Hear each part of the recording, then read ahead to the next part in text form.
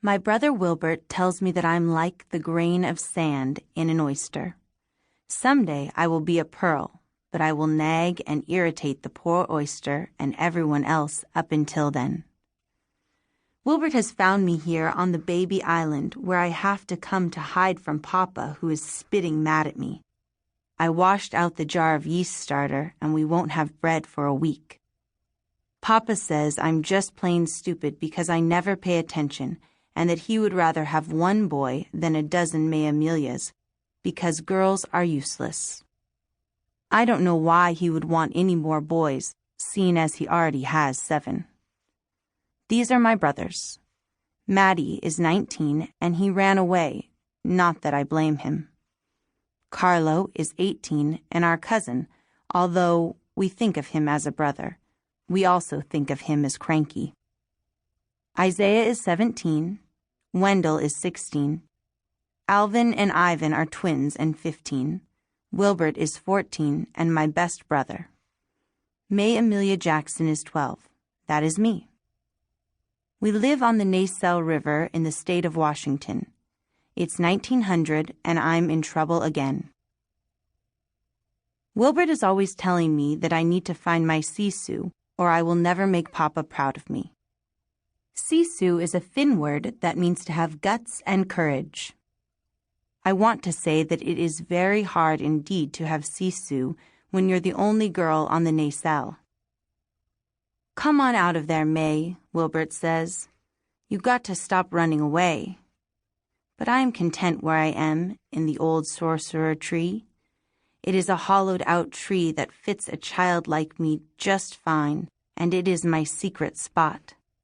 Not a soul knows about it except Wilbert, and he's my best brother, and would never tell anyone, not even the nosy wind. You can't stay in there forever, Wilbert says. I can so, I say. May, he says. I ain't budging. It's supper time, he says. Fine, I say, and crawl out of the tree. Out here in Washington, there are no roads, but we have the Nasel, so we take rowboats everywhere. I learned to navigate when I was only 5, although none of the boys let me steer except Wilbert. The Nasel stretches out before us like a winding snake. On either side, the mountains rise green and thick. It's spring, and the sky is gray as the slates we use at school. It's only ever sunny in my dreams. Uncle Arno is sailing down the river in his mailboat, the General Custer. Uncle Arno is a gill netter, and he is Papa's brother. He looks just like Papa, except he smiles and has laughing eyes and a kind way about him. Give that to your mother, he says, passing me a letter. Don't let your father see it. I take the letter from him and ask, thought up any new ways to die lately? Uncle Arno is always talking about how he is going to meet his maker.